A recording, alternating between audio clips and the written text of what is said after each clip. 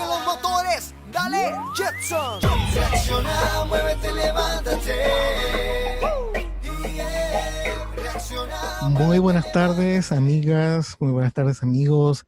Nuevamente nos estamos encontrando con Conversando con la Pastoral Juvenil Online.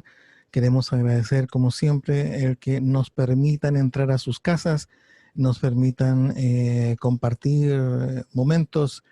Es importante que como iglesia continuemos trabajando juntos. Ya saben que en la Arquidiócesis de Los Ángeles, ustedes lo que necesitan lo pueden compartir y veamos cómo caminamos junto por aquí. Y por eso, porque esto es un segmento dedicado a los jóvenes, es que hemos invitado a alguien que tiene una tremenda experiencia con jóvenes, tanto a nivel local, en diferentes lugares de los Estados Unidos, pero también, y aquí hay algo un poco nuevo en comparación con los otros invitados que hemos tenido, su experiencia también a nivel nacional, que es importante también saber cómo están las cosas en otras diócesis, en otros lugares, el tema de el intercambio cultural, la bilingüalidad, el pluriculturalismo. Decidimos, ¿no? Tratar de buscarlo y además, aquí hay otra perlita, se lo vamos a guardar casi para el final, o al principio, aquí también igual, no hay agenda, ¿no? Ustedes ya lo saben, es un sobreviviente del COVID-19. O sea que por poco y no tenemos invitados, señores. Así que, así que estamos muy contentos de todo lo que ha pasado y te agradecemos el que hayas aceptado. Tenemos aquí al padre Alejandro López Cardinale. Gracias por hacerte un tiempo para compartir con los jóvenes. Bueno, muchísimas gracias por la invitación, Alberto, y bueno, y saludos a todos los radioescuchas, saludos a todos aquellos que nos están sintonizando por las radios, a todos los jóvenes, a los no tan jóvenes, a los jóvenes en el espíritu. Yo estoy casi a punto de cumplir los 60, así que de esos 60 tengo aproximadamente 40 años dedicados o trabajando en la pastoral juvenil en mi país e internacionalmente, así que un placer estar con ustedes desde esta costa este de Boston. Esta es difícil preguntarte cómo te está yendo con lo de la cuarentena y mejor lo tomamos de una vez con lo de la cuarentena. Oye, sufriste lo del COVID-19, pero además de eso, que es tremendamente importante, ¿cómo se está viviendo ahí en tu parroquia y en tu diócesis lo de las restricciones de reuniones? Ya, bueno, gracias a Dios, sí, paciente recuperado del COVID, por cierto, que hoy me llegaron las pruebas de los anticuerpos y de lo que uno desarrolla allí. Es absolutamente fascinante cuando uno ve cómo el organismo responde y cómo la médula espinal te produce una cantidad de cosas que tú no sabes que puedes tener. Eh, Aquí estamos trabajamos con el gobierno y con sobre todo aquí en Massachusetts se trabaja mucho con la autoridad local. Entonces cada una de las parroquias tiene que trabajar con las autoridades locales. Nosotros estamos localizados en Somerville. La ciudad de Somerville lleva unas restricciones mucho mayores que, ejemplo, Boston u otras ciudades. Por tanto, entonces nosotros estamos siempre detrás de las fases. Entonces, fue hace 3 días que obtuve permiso para reabrir la iglesia hasta el 40%, pero entonces vamos a hacerlo escalonadamente. Por ejemplo, en la comunidad parroquial aquí, en San Benito, vamos a hacer en julio 25% de la capacidad, en agosto 40% de la capacidad, porque es interesante por la capacidad del templo, pero también por la forma del templo y por la arquitectura del templo. Es importante también ver cómo el hispano se comporta. Mi parroquia es una parroquia eminentemente hispana, salvadoreños de primera, segunda, tercera generación, una comunidad anglo pequeña, de origen italiano, irlandés, pero básicamente hispana. Y el hispano tiene una de las características del hispano es que no le gusta seguir instrucciones y las instrucciones que sigue, las sigue a su manera. Entonces, aun cuando vea que la flecha indica que hay una dirección y que tiene que ir en esa dirección, él va en la otra dirección. Entonces, es parte de nuestra idiosincrasia hispana. Entonces, claro, como pasa eso, y como nos ha pasado ahorita, que el máximo del número de personas son 10, incluyendo el que preside, he visto que aún inclusive aquellos que son educados, aquellos que tienen una formación académica, aquellos que te imaginas que pudiesen ser más abiertos y proclives a seguir indicaciones, no las siguen. Cuando indican que la flecha es seguir hacia adelante, para el hispano indica cruce a la izquierda. Entonces es parte de esta hermenéutica que tenemos en la cabeza. Pero estamos trabajando aquí en la ciudad. Básicamente hemos tenido confirmados 1.000 casos. De esos 1.000 casos, 900 y tantos se han recuperado. Lamentablemente, 30 personas han fallecido. No ha fallecido ninguna feligrés de la comunidad. Sin embargo, han habido... esta comunidad tiene la particularidad que la gente vive fuera de la ciudad de Somerville, porque la ciudad de Somerville es una ciudad sumamente costosa para afrontar los costos de vivienda. Entonces, por tanto, ellos vienen de otras ciudades y yo he tenido más o menos el 30% de mi comunidad ha dado positivo al COVID. Sí, es un número muy alto, porque recuerden que la comunidad hispana y la comunidad afroamericana en los números del COVID son las comunidades más afectadas, por muchas razones. Pero la primera razón es porque en una casa de familia que está pensada para una familia de mamá, papá, 2 hijos, viven 3 familias y cada familia tiene 4 hijos. Entonces, por tanto, el hecho de distanciamiento social es imposible. Aparte de eso, como tienen que estar trabajando, tienen que salir al trabajo y por tanto el contacto con el contagio es mayor. Entonces, bueno, toda esta serie de situaciones hace que, gracias a Dios, en la ciudad estamos tratando de colaborar muy, muy de cerca. Antes de esta entrevista, tuvimos una reunión con la ciudad, entonces son pocas las iglesias que han tenido el permiso de abrir hasta un 40%, porque tú tienes que presentar planos, fotos, todo el protocolo, el equipo de voluntarios, todo esto hace mella, sobre todo porque tienes que invertir en un presupuesto que no tenías presupuestado, como por ejemplo es el gel de desinfectante, todo lo que necesitas de guantes, máscaras, todo esto implica gastos extras, ¿no? Pero bueno, gracias a Dios estamos funcionando bien. Nuestras reuniones básicamente siguen en plataforma digital. Las Eucaristías ahora vamos a empezar Eucaristías, bautizos, matrimonios, funerales más regularmente, aun cuando la capacidad no es la capacidad máxima del templo, ¿no? O sea que la Claro, realidad de tu parroquia es como la de la placita, acá en Los Ángeles. sí, en comparación con las megaparroquias de Los Ángeles, que estamos pensando, estoy pensando, ejemplo, en la parroquia San Matías, que es una parroquia que tiene 2.000 personas que caben en la iglesia. Mi parroquia máximo son 430 personas que caben sentadas. A lo que me refería que, por ejemplo, la placita, que es una parroquia hiper tradicional, no tiene mucho local, gente local, Sí, porque pues son más bien edificios de oficina lo que se ha mantenido la parroquia, pero las viviendas ya no existen en muchos de los lugares sí, o son demasiado caros. Sin embargo, la gente sigue yendo a la parroquia, exacto. a la parroquia, lo cual de alguna manera, no solo para la placita, sé que la gente de la placita ha hecho un trabajo espectacular para cuidar y seguir todas las instrucciones que se están dando tanto del condado de la ciudad y la arquidiócesis de Los Ángeles.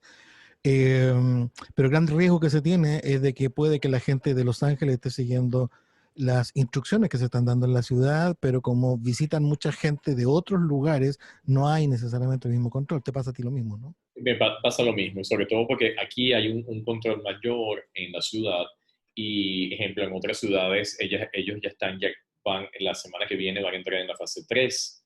Entonces, la fase 3 es de vigilancia, en cambio la fase 2 es de tomar precauciones serias. Entonces, claro, Claro. eso implica que esto del virus es interesante porque el virus actúa de una forma que es muy parecido en paralelo a todo lo que es la situación de gracia-pecado. ¿Ok? Porque por mucho que tú quieras mantenerte en gracia, siempre vas a tener contacto con esa realidad de pecado.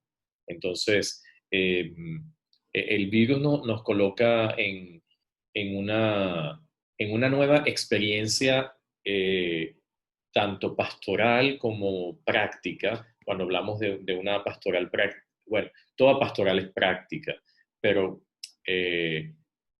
porque aún la pastoral sacramental es práctica. Sin embargo, nuestro pueblo y la Iglesia Católica, por razones históricas que vienen desde Trento, ha fundamentado su teología en una praxis sacramental que en este momento ha sido realmente puesta a prueba por el virus, y se han abierto otras ventanas que creo que tenemos que considerar seriamente, como que la parte digital nos abre, que es la parte de una praxis pastoral nueva, que es la de las pequeñas comunidades, la plataforma digital, todo lo que significa la parroquia virtual, que ejemplo, aquí en Somerville lo vivíamos antes, porque yo tengo 1000 familias más o menos inscritas. Sin embargo, de esas 1000 familias, 100 familias viven en Somerville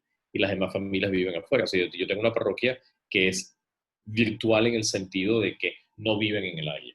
Pero Mm. ahora este virus ha pasado a una nueva modalidad que es digitalmente virtual.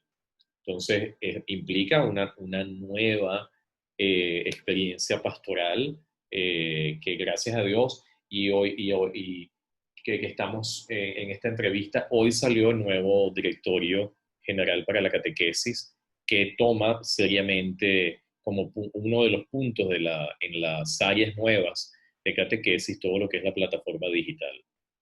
Sí, sin duda. Que además ya se veía venir, solo que Exacto. esto como que motivó aún más. Sabemos que Perdona que te interrumpa, pero ha demostrado, como usualmente pasa, que la iglesia está muchos años atrás de este reto de plataforma digital. sí. Por supuesto que hay destacadas personalidades dentro del mundo digital católico, pero eso es básicamente un mínimo porcentaje, y básicamente casi todas las comunidades parroquiales, las parroquias, han tenido que reinventar todo el proceso de meterse en esa plataforma digital. Sabemos que los curas no son Superman, aunque tienen una cantidad de trabajo que de pronto pareciera que no duermen, que no se cansan, que etcétera, etcétera, etcétera. Eh, en el plano de lo personal, ¿qué sentiste cuando te dijeron que tenías el COVID-19?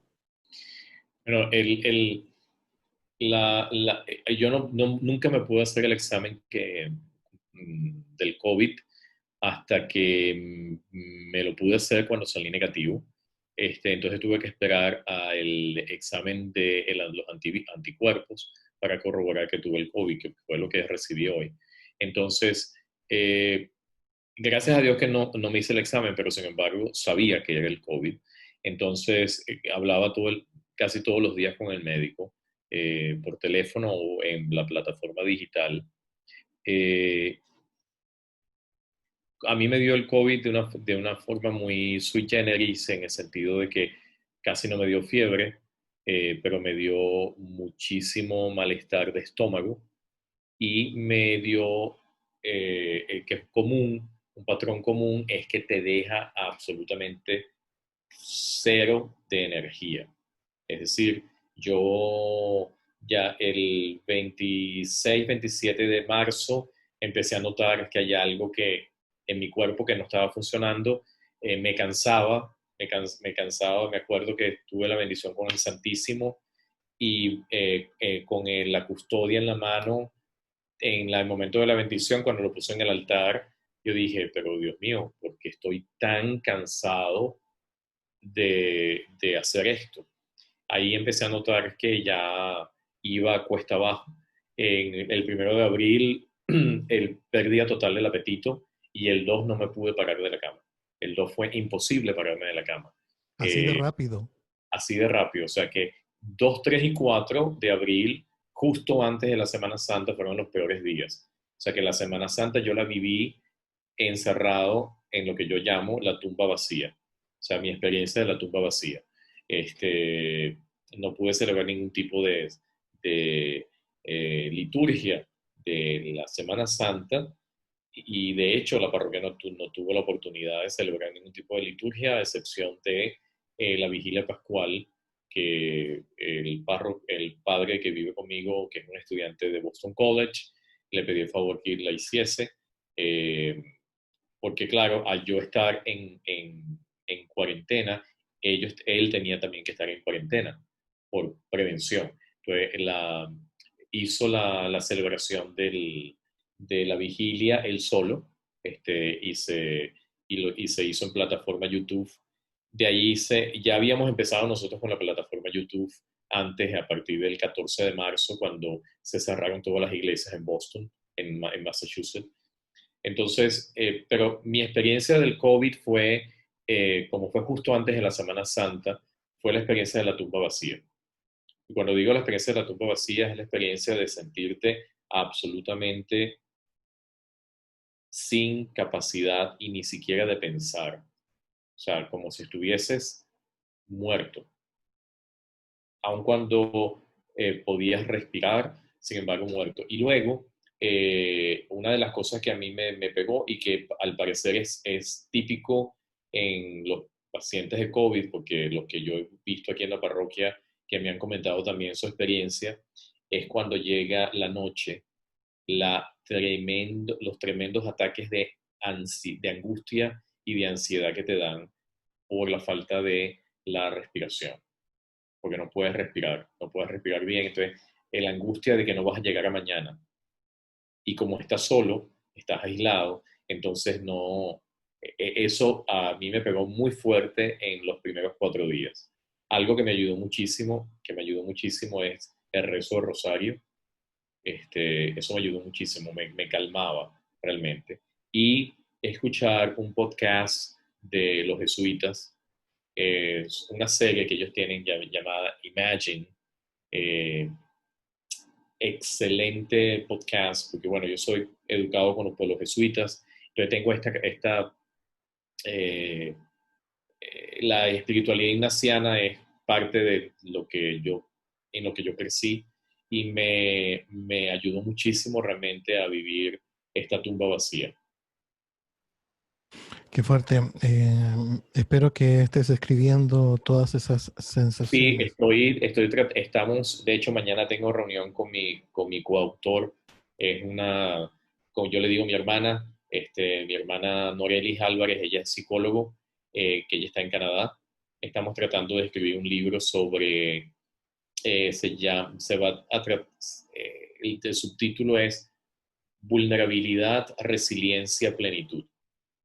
No tenemos todavía el título Pero pero por ahí va. los subtítulos son esos, tratando de aplicar en 12 áreas, como por ejemplo vulnerabilidad, de miedo, de cómo estas vulnerabilidades dan oportunidad para o quedarte en la vulnerabilidad, o para construir una resiliencia, es decir, una respuesta positiva. O sea, cómo el ser humano puede de una u otra manera o quedarse encajonado en la experiencia negativa, o poder montarse en esa experiencia y ser resiliente, y entonces avanzar en la plenitud. Entonces estamos tratando de trabajar en esa área.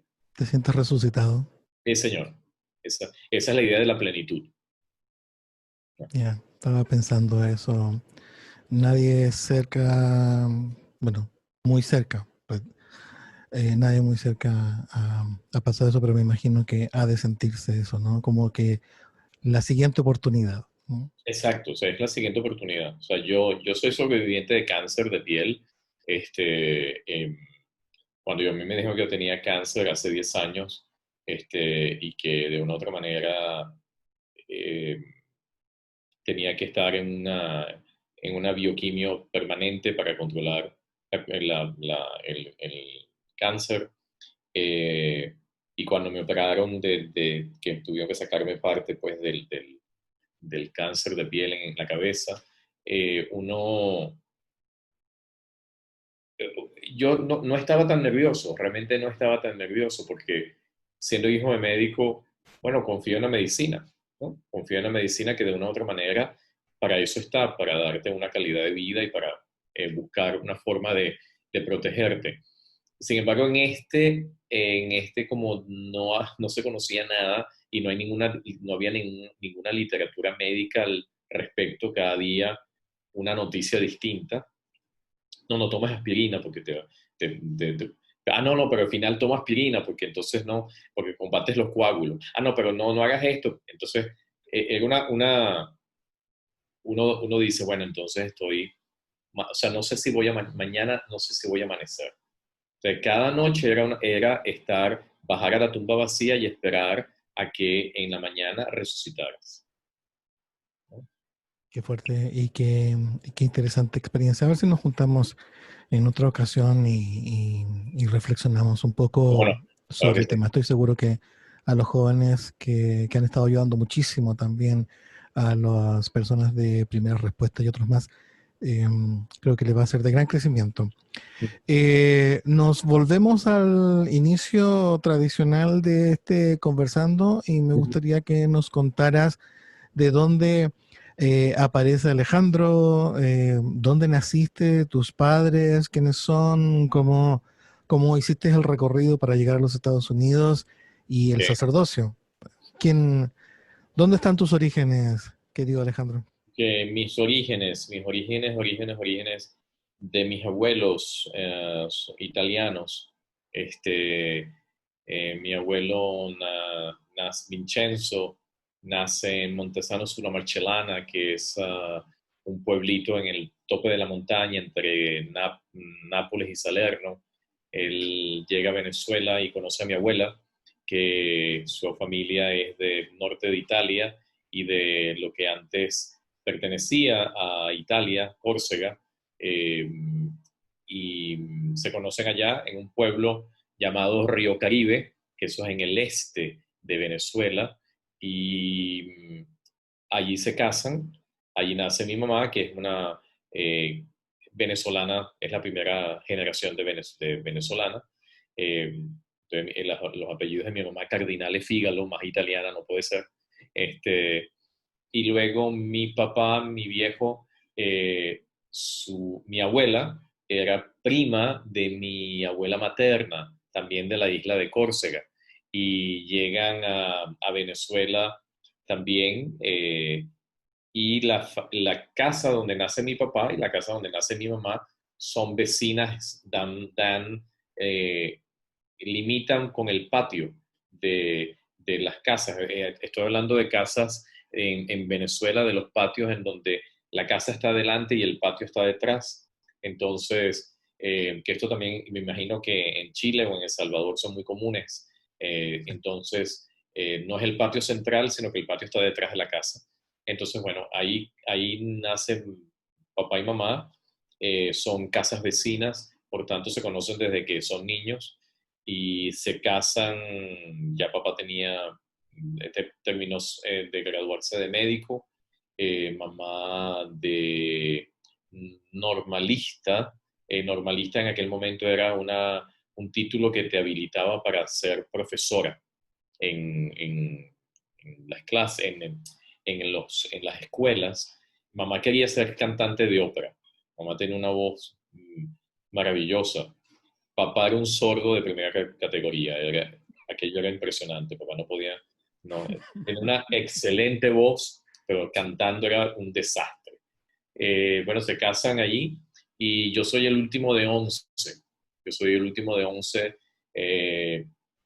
Crecimos 6 porque 5 murieron antes que yo naciese, no los conocí. Mis hermanos mayores sí, yo no. Porque entre mi hermana y mi hermano Luis, mi hermana Marifina y mi hermano Luis, hay una diferencia de 10 años. Ahí en esa diferencia nacieron 3 que murieron o 4 que murieron y después de mí otro que murió, porque no me acuerdo. Entonces, bueno, crecimos 6, 5 hombres y una mujer. Los 5 hombres estudiamos en el Colegio San Ignacio de Loyola con los jesuitas y mi hermana estudió en el Colegio María Auxiliadora de los Salesianos. Vivíamos, mi familia viene de una familia de clase media, que luego era clase media alta. Vivíamos en una zona muy buena de Caracas, y la parroquia donde frecuentábamos, una cuadra de distancia, un bloque de distancia, era la parroquia salesiana de San Juan Bosco. No era parroquia en el momento en que yo crecí, se hizo parroquia cuando yo tenía 20 años o 22, 20 años. Pero la parroquia, o sea, era una rectoría que pertenecía a la parroquia San José de Chacao. Esto lo digo en referencia, porque esto después lo voy a retomar. Y ahí crecí y mi contacto era el Colegio San Ignacio. A mí siempre me ha gustado la excursión y estar yendo y eh, incursionando en hiking, no alpinismo, pero más bien hiking, y pertenecí al centro excursionista Loyola, pero la vida parroquial la hice con los salesianos, y con los salesianos empecé a pertenecer al coro de la parroquia. Tenía yo 11 años.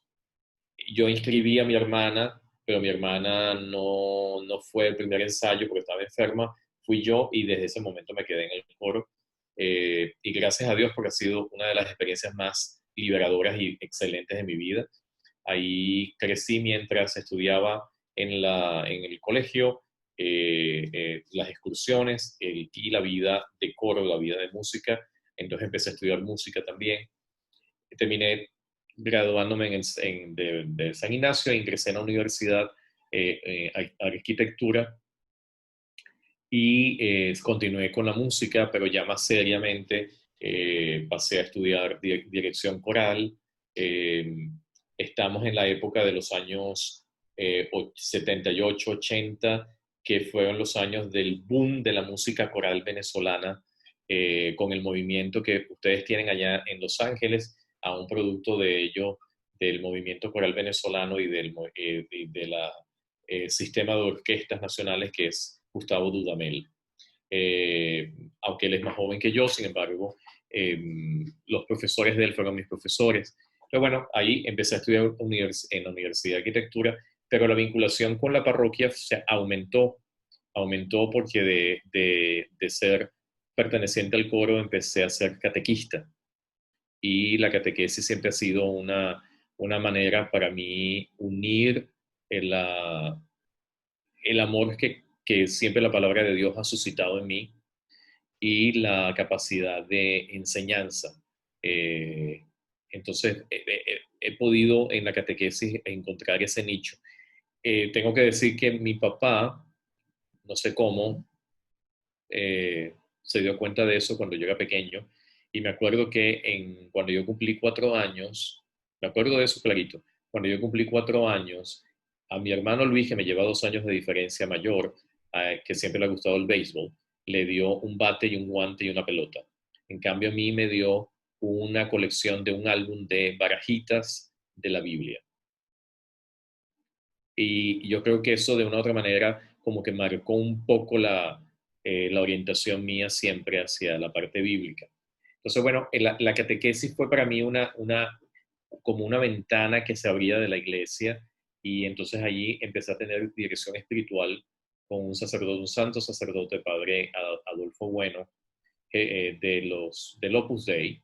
Eh, entonces, en esa época, luego de allí pasé a ser dirigido espiritualmente por los salesianos, el padre José Bordoñi y el padre Rosendo González, y empezó allí el discernimiento en medio de la universidad que estaba estudiando, que amaba mi carrera, Siempre me emociona hablar de arquitectura, ver un plano, diseñar, todo esto siempre está en mi sangre. Pero la llamada al sacerdocio siempre estaba allí. Y yo creo que estaba allí escondida. No quería responder a esa llamada hasta que en el último año, ya para entregar la tesis, la llamada fue irreversible, o sea, no pude resistir más. Es un poco la experiencia de Jeremías, ¿no? Me sedujiste, Señor, y me dejé seducir. No, es que no, sabía que no iba a ser feliz si no entraba en el seminario. Y de hecho, cuando yo trato de obedecer mucho mi intuición, y trato de seguirla mucho, porque siempre ha sido correcta, en el sentido de las cosas que intuyo realmente son las que es el paso de Dios en mi vida. Entonces, me acuerdo que cuando fui a visitar el seminario San José de Latillo, donde yo estudié, donde entré al seminario, que quedaba en el camino a la universidad, me acuerdo que cuando yo bajé del carro y me puse los pies en el estacionamiento y miré el seminario, la primera intuición que vino y la primera consolación que vino fue: me siento en casa, esta es mi casa. Y de allí, eso fue en el año 84, mayo del 84, en septiembre del 84 ingresé al seminario y estuve 7 años, los 7 años más felices de mi vida. Ha sido la experiencia del Seminario San José de Latillo, en donde tuve una formación teológica excepcional. Yo puedo decir que excepcional, profesores excepcionales, embebidos del Vaticano II, y digo esto del Vaticano II por otra idea que voy a desarrollar después. Yo soy hijo del Vaticano II, entonces, y creo profundamente en el Vaticano II. Y creo que todo el movimiento antipapa Francisco que estamos teniendo no es solamente el movimiento antipapa Francisco, sino que es un movimiento anti-Vaticano II, en definitiva. A la eclesiología del pueblo de Dios, a la eclesiología de un pueblo de Dios que camina en medio de las realidades temporales a la realidad de la salvación. Me ordenaron en el año 91, a los 31 años. Desde el seminario intentaron formarme para la vida episcopal, a lo cual siempre he tenido cierta alergia y El me invité. rojo, el rojo no es tu color favorito, ¿no? No. Ya è sufficiente con il mio apellido, Cardinale. Sono Cardinale di nascita, non bisogno di capello. Y además un Entonces, italiano, entonces vaya, está sí, como ahí en la exacto. nostra. Entonces, exacto. Pues bueno, porque mis abuelos son italianos, entonces tuve la suerte de escuchar y aprender con mi abuelo, con Vincenzo, con Papaino, porque él vivió los últimos años de su vida entre nosotros. Entonces, nos hablaba entre el italiano y el salernitano. Entonces, bueno, anyway, me nombraron director de seminario de propedéutico, ahí estuve 2 años. Después me mandaron de vicario parroquial a la parroquia que he dicho antes, San José de Chacao. Fui el primer bautizado y confirmado de esa parroquia que servía como sacerdote a esa parroquia. Fue el año 93, ahí estuve 4 años compartiendo con un santo sacerdote, el padre Monseñor Juan Grilk, un esloveno que llegó a Venezuela a servir a la comunidad eslovena. Realmente un santo varón, un santo.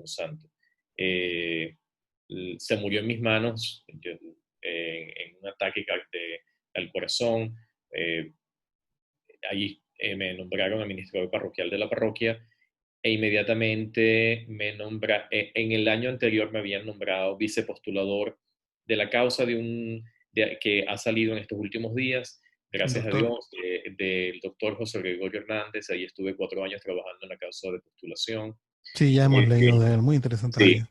entonces me nombraron inmediatamente párroco de la parroquia vecina de Bello Campo y al mismo tiempo en todos estos años, de los años de la universidad, seminario como seminarista, desarrollé una intensa vida de catequista. Y en el año 97, que sale el Directorio General para la Catequesis del año 97, estuve en Bogotá con toda la formación del nuevo directorio, me nombran también director de el Secretariado de Catequesis Arquidiocesana. Ahí estuve trabajando 3 años. En el año 2000 me envían a estudiar catequética, pastoral catequética a París, al Institut Catholique de París. Ahí estuve 2 años y el doctorado en teología práctica en la Université Laval en Quebec. Por eso es que llego a Estados Unidos. Hago todo este periplo porque llego en el año 2003 a Estados Unidos porque en ese año el otrora presidente Hugo Chávez hace la decisión del control de cambios de la moneda y por tanto todo aquel que quiera adquirir dólares tiene que pedirlos al gobierno. El gobierno les niega los dólares al Estado, perdón, a la iglesia, y por tanto la única manera de poder pagar el doctorado es si yo puedo estar sirviendo en una comunidad parroquial en los Estados Unidos, y se hizo ese acuerdo de servir a la iglesia en este caso, yo llegué como vicario en mayo del 2003 a la parroquia de Blessed Sacrament en The Bronx, New York, cerca del sur de The Bronx, más bien hacia el este, en Pelham Bay Park, el área. Es un área bellísima en el otoño, bellísima. No es la historia del Bronx que vemos en las series policiales, ¿no? Pero sí se veía, pues, ejemplo, yo me acuerdo que la estación de tren que teníamos, Lawrence Station, que es la línea 6, una cuadra era la cuadra de los afroamericanos. Ahí no podías pasar a las 10 de la noche. Después de las 10 de la noche, si tú pasabas por allí, eras básicamente blanco de que salías herido o salías muerto. Pero pasabas un bloque y llegabas a Beach Avenue, que es donde estaba la parroquia, y era una realidad totalmente distinta. Entonces, bueno, es una de las cosas que a mí me impactaba, pues, porque yo nunca he vivido esa realidad tan dramática de una diferencia social tan evidente en mi vida. Ahí estuve un año y haciendo la evaluación con la universidad, con la Université Laval, porque mi tesis era en el área de pequeñas comunidades eclesiales y cómo el liderazgo de las comunidades mueven la eclesiología de comunión y participación del Vaticano II. Entonces, me pidieron que la experiencia de una parroquia era muy pequeña para la calidad de la investigación teológica de la tesis. Entonces me pidieron que tenía que hacer algo nacional. Y me llega paralelamente la posibilidad de que Renew International estaba buscando un sacerdote que pudiese hablar inglés, francés y español y que estuviese en esa línea de trabajo de pequeñas comunidades eclesiales. Entonces mandé los papeles y al mes estaba mudado de la arquidiócesis de New York a la arquidiócesis de Newark. Con Renew International estuve 14 años, hasta el 2017. Con Renew International tuve la oportunidad de conocer la Iglesia Católica de los Estados Unidos a nivel nacional, porque viajé por muchísimas diócesis. O sea, esa fue tu primera experiencia para lo nacional. Sí, fue el trampolín para lo nacional. En el año 2004 ingresé con Renew. El año 2006 fue el primer congreso de pastoral, el primer encuentro de pastoral juvenil hispana en Notre Dame. Y desde allí empecé a participar en la red, que es The National Catholic Network de Pastoral Juvenil Hispana. Y desde ese año 2007 también Carmen Cervantes me invitó como equipo de planta del Instituto Fe y Vida. Entonces estoy trabajando con ellos también, colaborando con ellos desde el año 2007. Desde el año 2008 pasé a ser el vocal de la mesa directiva de NCCHM, the National Catholic Council for Hispanic Ministry. En el año 2010 me eligieron vicepresidente. En el año 2013 presidente de la red, que fue 2 términos, y terminé en el año 2019. Y ahorita estoy de presidente de la región 1 de directores de Ministerio Hispano. Wow. Sí. Oye, eso es un recorrido más que sacrificado en todo caso, porque cada Sí, vez porque todo esto es está, voluntario. Todo esto es trabajo voluntario. sin duda, pero un tremendo trabajo. Si Sí, ese es el tema. Y paralelamente, además, teniendo una parroquia o sí. asistiendo a una parroquia. Aparte, en los 14 años que estuve con Renew, vivía en una parroquia, pero no estaba a cargo de la parroquia. Ahora, desde el año 2017, que me mudo a la arquidiócesis de Boston y empiezo el proceso de incardinación en la arquidiócesis de Boston, estoy en este momento párroco de St. Benedict en Somerville. Las asignaciones que has tenido son muchísimas, diversas. Quienes crean que el cura o algunos se ordenan y se quedan ya tranquilos, bueno, pues vean aquí a Alejandro que no hay, hasta al menos que yo sepa, no hay tranquilidad en esta vorágine No. de incluso internacional, ¿no? Venezuela, Europa y luego Sí. Canadá, Estados Y Unidos. la ventaja, fíjate, una de las cosas es que por eso uno tiene que seguir la intuición, de verdad, por lo menos en mi caso. Cuando empecé con Radio International, inmediatamente ellos me mandaron, yo empecé en julio del 2004 con Radio International. Yo el 16 de agosto estaba en Bujumbura, en Burundi, eh, con Cesar Mary Cooper y con Estefan, y estábamos recorriendo las diócesis de Ngozi, Bujumbura, Bubanza, reuniéndonos con las comunidades eclesiales de base de allí, empezando el trabajo de reconciliación nacional luego del exterminio y de la guerra entre Hutus y Tutsis, año 2004. Inmediatamente cuando regreso, empiezo a trabajar de lleno con la doctora Irma Chávez, que fue por muchos años parte del el equipo hispano de Renew International, pero que ahora ella era la directora de Renew International en El Salvador. Y desde ese momento me vinculé a El Salvador y viajaba a El Salvador básicamente 2 veces al año, visitando todas las diócesis de El Salvador. Luego con Juan Ramón Córdoba, y luego termino en esta comunidad parroquial de San Benedict, que el 99% son salvadoreños. Por eso yo digo que yo nací en Caracas, Chalatenango.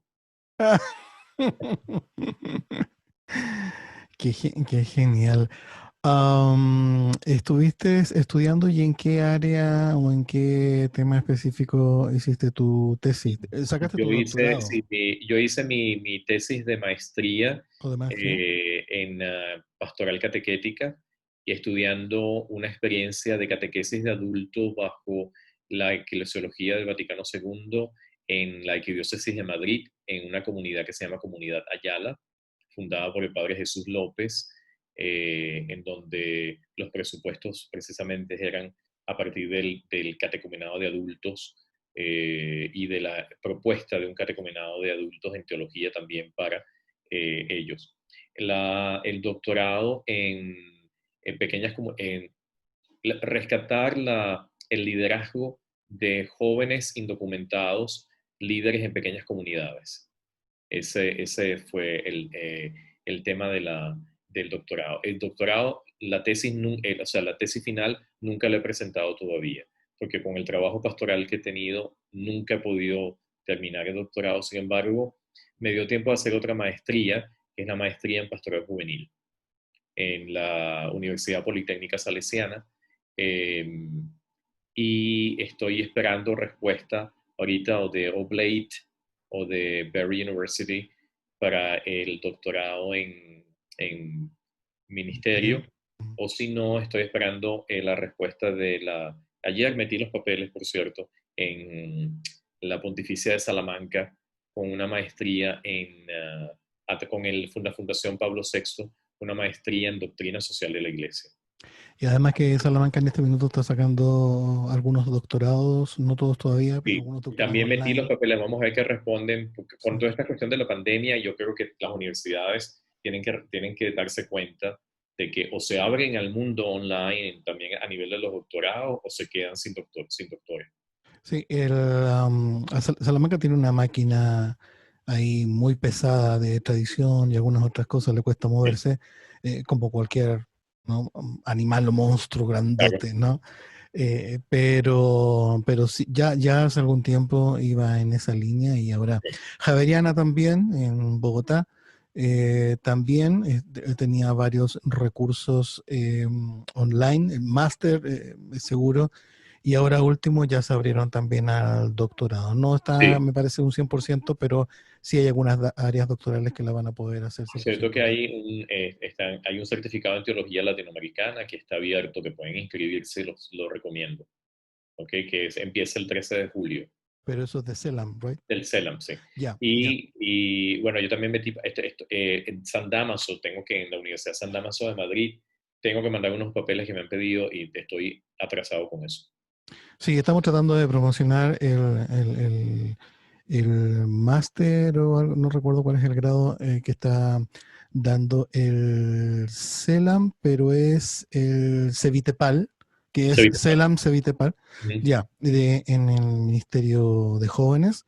ujú. También estamos tratando ahí de colocar algunos Eso jóvenes. es básicamente la maestría que hice yo de la Universidad Politécnica Salesiana. Lo único que el título no sale de la Javeriana de Bogotá, sino que sale por la Politécnica Salesiana de Ecuador. Ya, ya. No, cuando me mencionaba lo de la Javeriana estaba pensando exclusivamente con lo del doctorado, que se ¿Ya? habían abierto ahí en lo propio, aunque la Javeriana siempre suele estar como Y para los abierto. muchachos que nos están escuchando, para todos los que nos están escuchando, yo les animo a que no se queden con lo indispensable, sino que traten de verse de aquí a 20 años. ¿Dónde quieren estar? O sea, porque si en este momento tú estás, el que nos está escuchando, tú estás dirigiendo, estás animando a un grupo juvenil, no puedes pensar que tú vas a animar a ese grupo juvenil per secula seculorum toda tu vida. Tienes que pensar, bueno, si animo un grupo juvenil ahora, en 10 años tengo que animar la pastoral juvenil regional y en 15 años la pastoral juvenil diocesana. Es decir, yo creo que tenemos que pensar en grande y esto a lo mejor a veces nos cuesta porque, claro, tenemos muchas cosas encima, pero si de verdad la pastoral te apasiona, tienes que brindarle una capacidad estratégica de pensar hacia adelante. Sí, no hay que tenerle miedo a los estudios, que es uno de Exacto. los factores, no, al Por contrario. supuesto, los salarios eclesiales son paupérrimos, pero no te vas a hacer millonario trabajando para la iglesia, pero la capacidad de servicio, o sea, la manera como tú tocas la vida a las personas, eso es priceless, o sea, no tiene precio, pues. Sin duda, sin duda. En esta experiencia que has tenido a nivel nacional y por tanto tiempo, ¿has notado un cambio en los grupos juveniles, en la perspectiva de los grupos juveniles, en las diócesis incluso? ¿Has notado una evolución, incluso desde el primer encuentro de Pastoral Juvenil en Notre Dame? Sí, desde el primer encuentro de Pastoral Juvenil, que fue en el año 2006, hasta este momento, estamos hablando que, bueno, primero, el ministerio hispano en general nace de unos titanes en el ministerio hispano y que no solamente eran hispanos, tenemos que hablar también de americanos y de extranjeros, no americanos, pero que trabajaban aquí en Estados Unidos y que habían vivido años anteriores en América Latina y que estaban sumergidos en todo esto de el Vaticano II y la expresión del Vaticano II en América Latina a través de lo que conocemos como Medellín, el documento de Medellín y el documento de Puebla. Esto explota en los años 70s, 80s, aquí en Estados Unidos, que origina el primer encuentro de pastoral hispana, segundo encuentro de pastoral hispana, el tercer encuentro de pastoral hispana, luego el primer encuentro de pastoral juvenil, atendiendo básicamente a primeras generaciones que hablaban básicamente español. Uno de los, yo te puedo enumerar tres grandes cambios que creo que son básicos en la pastoral juvenil para entender la evolución de la pastoral juvenil hispana del 2006 a esta época. El primer cambio es el cambio cultural, es decir, estamos hablando con jóvenes de segunda o de tercera generación en este momento, que son nacidos acá, renacidos acá, que básicamente su idioma primero no es el español, es el inglés. Y eso quizás a lo mejor para las personas, los médicos no digan mucho eso, pero para un sociólogo y para un antropólogo cultural, el idioma primero que tú hables, o sea, el idioma madre que tú hables, estructura tu manera de pensar. Y esto es un reto a nivel antropológico, porque la teología en inglés tiene fundamentos estructurales que no son los mismos que en una teología que habla español. Y esto es algo interesante de plantear, porque esto es uno de los retos, entonces, el segundo reto, que es el reto antropológico, cultural, teológico, es decir, los conceptos teológicos que maneja nuestro joven de segunda, tercera, cuarta generación, pasan por el tamiz de la matriz protestante de este país, que es distinta a la matriz católica de Sudamérica y de Centroamérica. Cuando yo digo matriz, ¿a qué me refiero? A la forma como vemos el mundo. Y esto yo hago un ejemplo muy sencillo. Vete a el downtown de una ciudad de Estados Unidos. ¿Qué origina el downtown de una ciudad de Estados Unidos? El City Hall. ¿Qué origina el downtown de una ciudad en América Latina o Centroamérica o el Caribe? La confluencia de iglesia, estado, escuela, mercado en la plaza. Por tanto, es entre la interacción de esas cuatro fuentes de poder que el ciudadano crece, en la famosa ágora cultural. En cambio, aquí es el City Hall y no hay plaza alrededor del City Hall, porque lo que hay es el City Hall. Entonces, es decir, las leyes, la ley, the law, te implica entonces no solo la ley es lo primero, sino quién hace la ley, quién refuerza la ley y quién ejecuta la ley.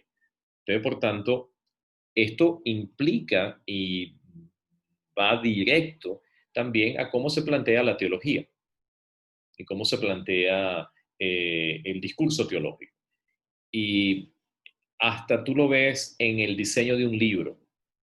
Los diseños de libros teológicos en español tienen espacio, fluyen. Puedes escribir notas alrededor de los conceptos. Un libro de teología en inglés no te da espacio. Utilizan lo máximo posible del espacio para describir las ideas. Y los espaciamientos entre conceptos no te dan la oportunidad de digerir las ideas. Ejemplo, el índice en un libro de teología en inglés está al principio. Un índice en el libro de una teología en español está al final. Es algo, para mí, eso implica unos challenges, unos desafíos a nivel de la teología, antropología cultural de nuestros jóvenes, que eso sería el segundo punto. O sea, no solo la cultural, que es la parte del lenguaje, pero también es la parte de la matriz teológica cultural. Y luego la tercera es los problemas que originaron el Ministerio Hispano en los años 60, 70, aun cuando continúan, no son los mismos que los problemas del Ministerio Hispano en este año 2020. O sea, si bien es cierto que el Ministerio Hispano en los primeros años fue luchar para pasar del basement, del sótano de la iglesia a la iglesia, en este caso, en el 2020, el problema no es de pasar del sótano de la iglesia a la iglesia, a la iglesia principal, sino pasar de la iglesia principal a la sociedad, a la permeabilidad de la sociedad. Esto es otro reto totalmente distinto. Entonces yo creo que la pastoral juvenil se redimensiona en maneras totalmente nuevas.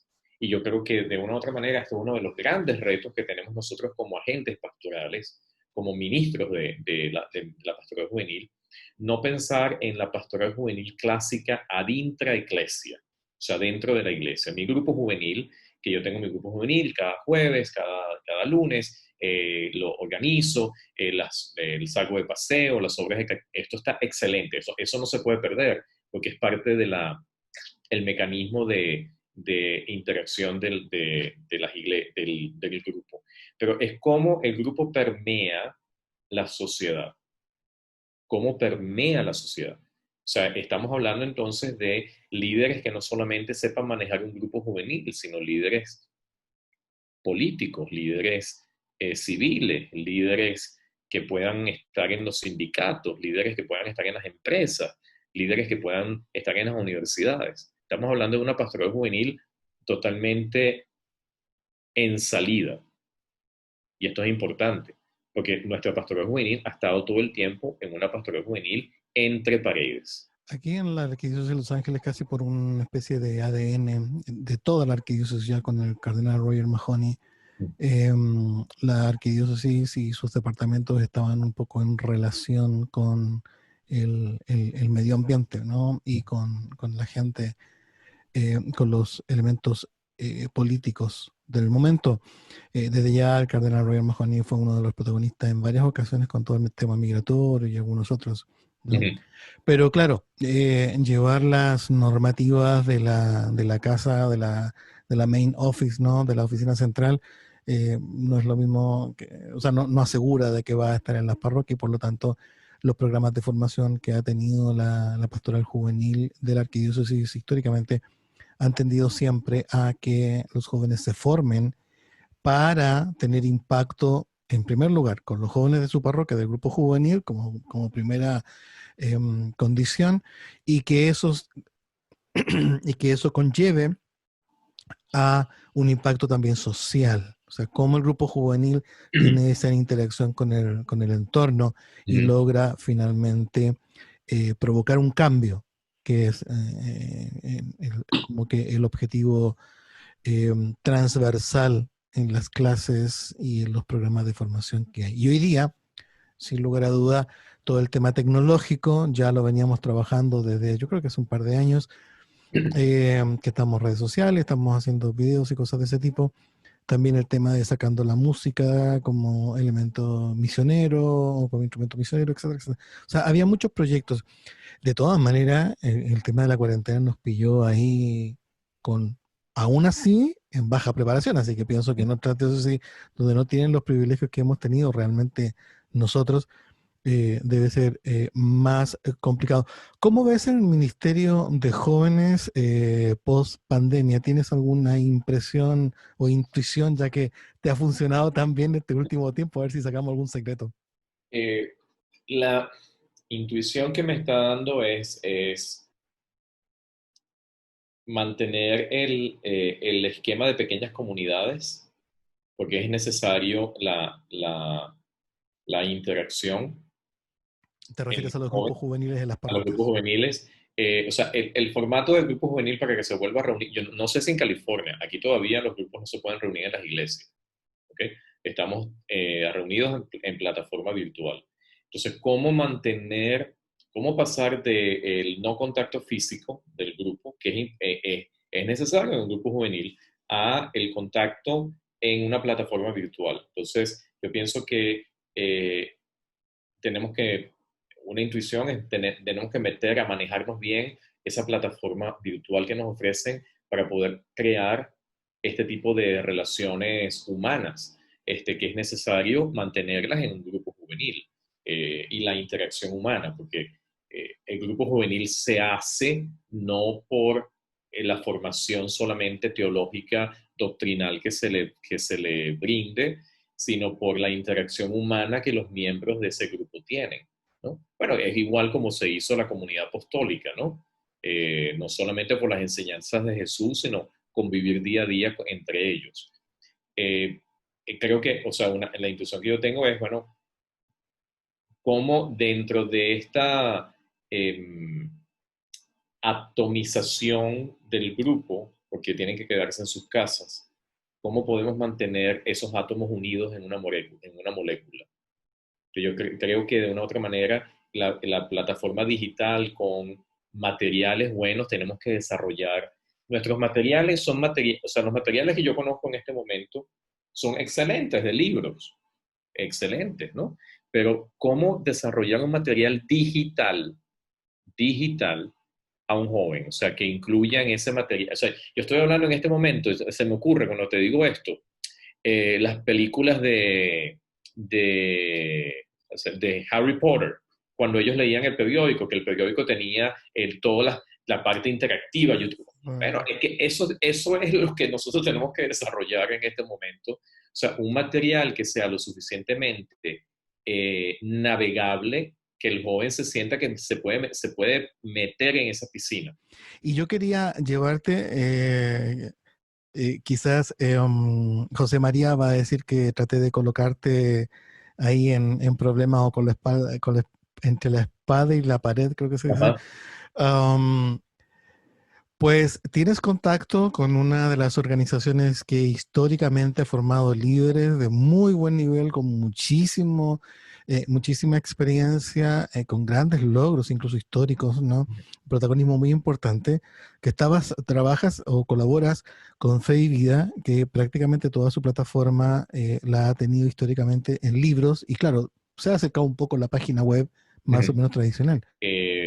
Con Fe y Vida estamos metiéndonos de lleno en lo que es plataforma digital. El equipo de pastoral estamos haciendo cursos especiales de manejar plataformas digitales. Se está invirtiendo en esto. Vamos a ofrecer el curso de verano, el programa de verano, vamos a ofrecerlo totalmente online esta vez, este año.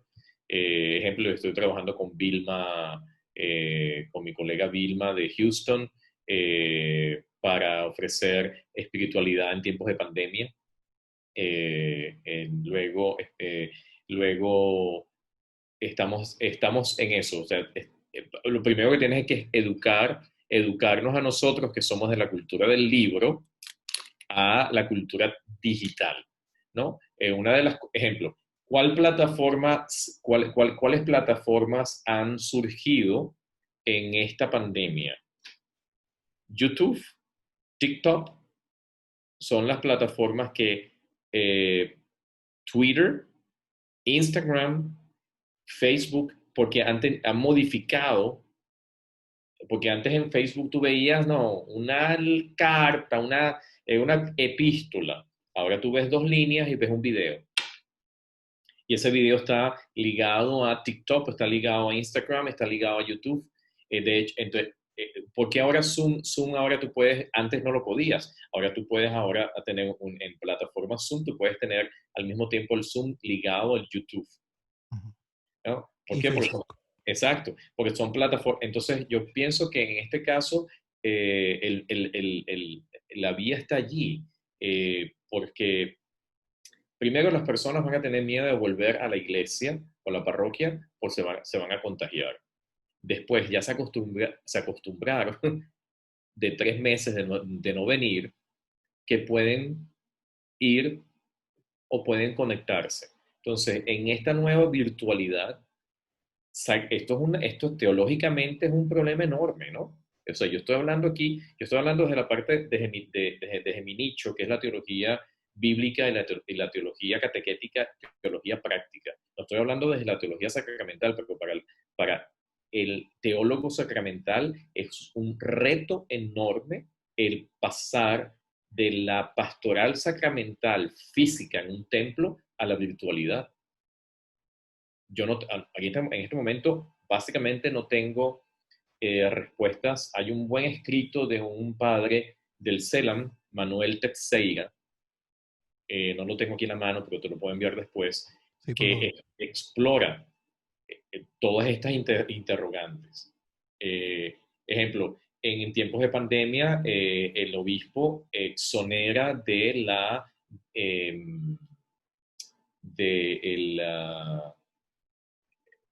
se me fue la palabra canónica que tengo que decir, de la obligación dominical de la Eucaristía por el tiempo de pandemia esa obligación es subsanada por el canal de YouTube o Instagram o cualquier plataforma digital que te puedes conectar.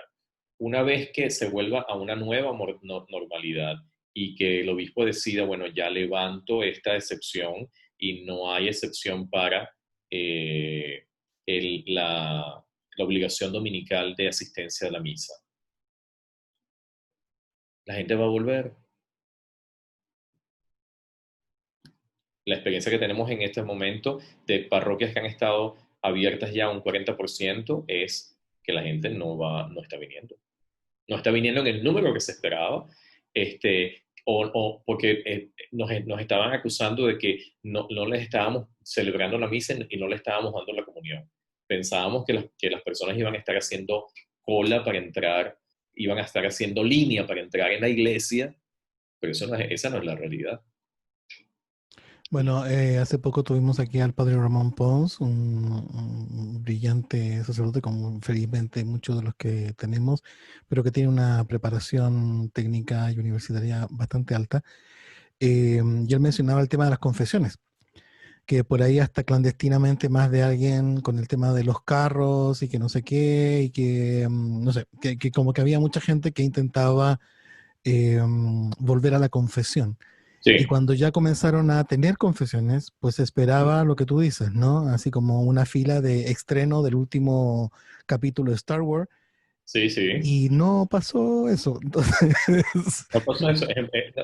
Ejemplo, a mí me llamaban padre para la confesión en el tiempo de pandemia. Ahora que abrí las confesiones, ahora no llaman. Ahora no llaman. O sea, digo, entonces, señor, o sea, estas son las cosas que uno dice Sí. ¿Qué estoy perdiendo? ¿Cuál es el hilo que estoy perdiendo? O sea, ¿cuál es la conexión que pierdo? Porque en Mira, esto creo que tenemos que estar atentos. no soy, mi área teológica es otra, pero a mí me queda la sensación que sigue siendo la falta de educación de nuestra iglesia, en términos de que es cierto, puedes no ir físicamente al templo, a juntarte con la iglesia, a celebrar, etc. Pero en una situación de restricción. Pero acabada la situación de restricción, come on, es que ahora bueno, deberías estar yendo, no es, más bien la Iglesia Católica, y yo estoy muy cómodo aquí en casa, estamos abiertos a las circunstancias que se van presentando, tiempos de persecución, guerra, enfermedad, etcétera, están contempladas dentro de la costumbre católica. Sí. Pero el tema es que se entiende que eso es transitorio. Claro. Pero algunos pensaron de que no era transitorio, sino que ya habíamos cambiado la iglesia, parece. No. Y tú ves, ejemplo, el comportamiento diferente de la Iglesia Católica, luterana, anglicana, greco-ortodoxa, con los radicales adventistas o bautistas que han tenido cultos abiertos y desafiando toda restricción, excusa de la libertad religiosa y del hecho de que como yo alabo a Dios, Dios me va a librar del contagio del virus. A mí me pareció muy interesante un video que sacó, y seguimos con los videos, y que sacó el arzobispo Gómez hace, yo creo que ya un mes, más o menos, donde había muchas preguntas de que por qué no habíamos abierto, que estaban abiertos no sé qué cosa, y la iglesia no tenía abiertos los templos, etc. Entonces el arzobispo sacó un video que me pareció tremendamente pastoral, atinado, cerca, no exento de crítica, porque pues siempre Ah, van a estar criticando el trabajo que hagas, pero muy, muy pastoral en el sentido de que decía, los sacerdotes, dice en el video, eh, los sacerdotes vivimos del compartir la Eucaristía, de nuestro ejercicio, ¿no? Que no es solamente un ejercicio profesional, es un ejercicio profesional, pero va más allá porque tiene que ver con nuestra vida, etcétera. Lo ujú. explicaba muy brevemente y de manera muy ilustrativa. Y decía, nosotros también tenemos tantas ganas como ustedes de volvernos a encontrar, de estar en persona, en el mismo lugar, celebrando, etcétera, etcétera. Y luego termina diciendo, pero hay una gran frustración que tenemos en que necesitamos priorizar el cuidarlos. Bueno, Necesitamos cuidarlos a ustedes. Necesitamos cuidarnos nosotros, cuidar a los sacerdotes. Es decir, tenemos que preocuparnos de... Entonces, me pareció muy pastoral, me pareció muy atinado.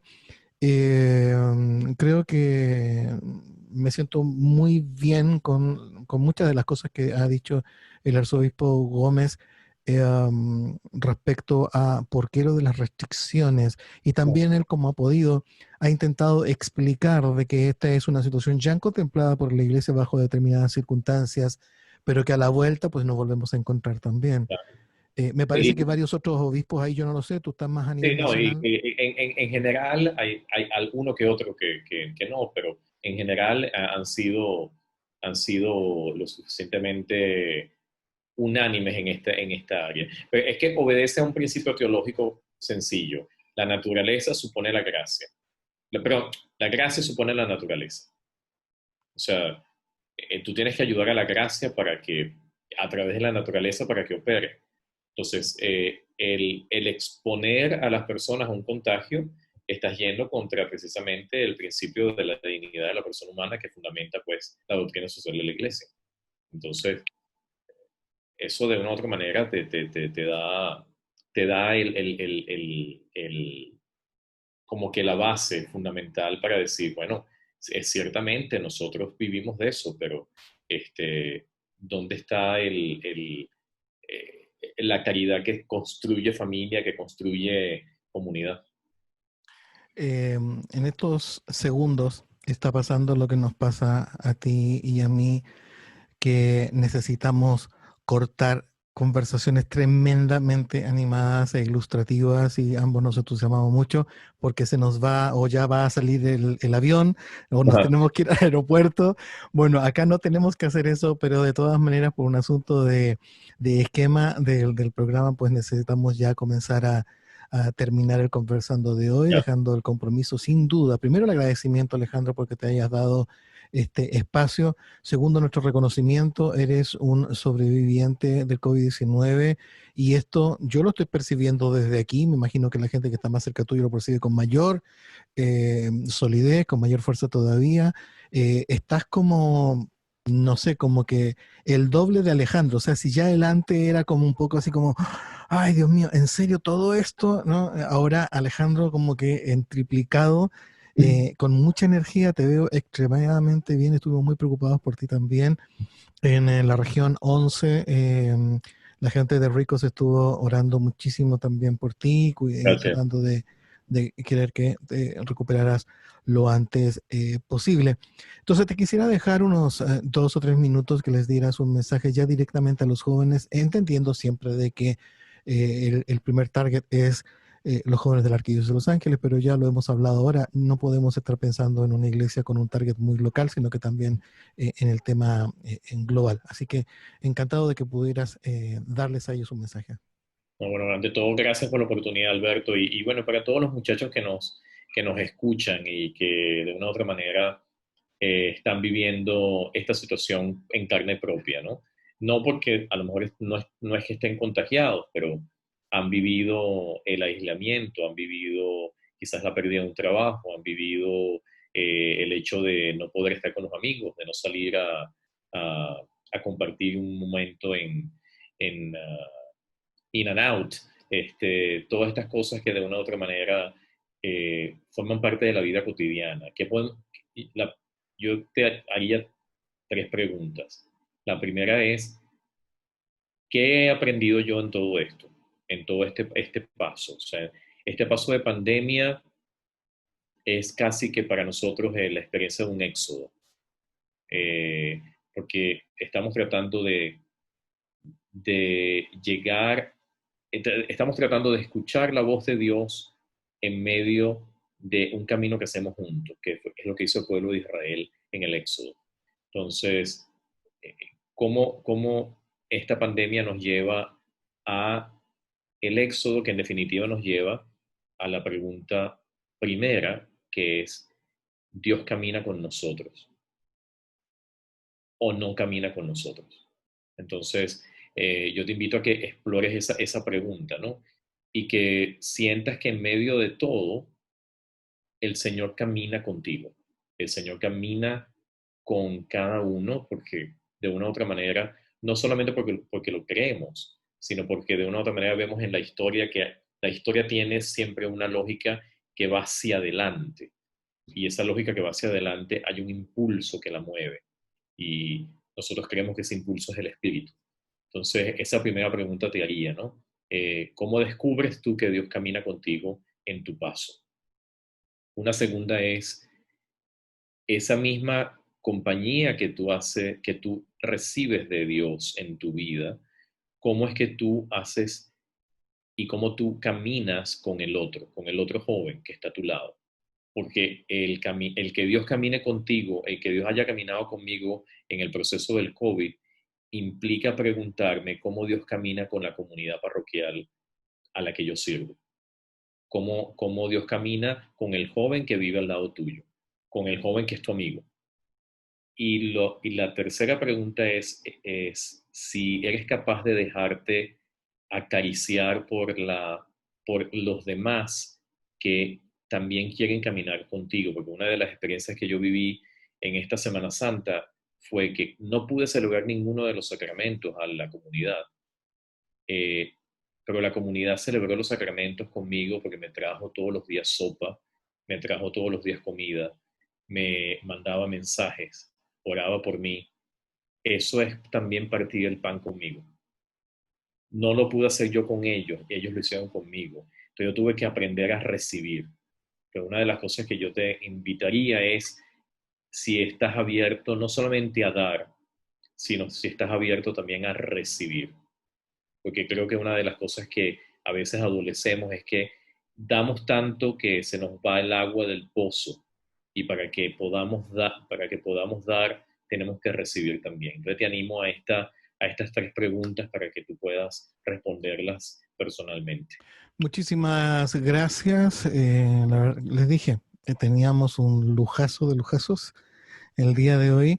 El padre Alejandro López Cardinale tiene una experiencia enorme, es un pastor con mucha experiencia, tiene mucha cosa técnica que compartir, pero también es alguien que sabe perfectamente ir a las periferias y caminar en medio del pueblo que va en marcha aquí, de los inmigrantes de la generación que sean, en los Estados Unidos. Así que ya saben, vamos a dejar algunos de sus datos en la descripción del video para que ustedes puedan ponerse en contacto directamente con él. Nuevamente, Alejandro, muchísimas gracias por tu tiempo. Disculpa todo lo que te hemos interrumpido. No. Un abrazo, mi querido Alejandro, y nos vemos. Cuídate, Alberto. Saludos allá por tu familia y a la gente buena de Los Ángeles. Sí, mi señora te manda también muchos saludos. Adiós. Gracias.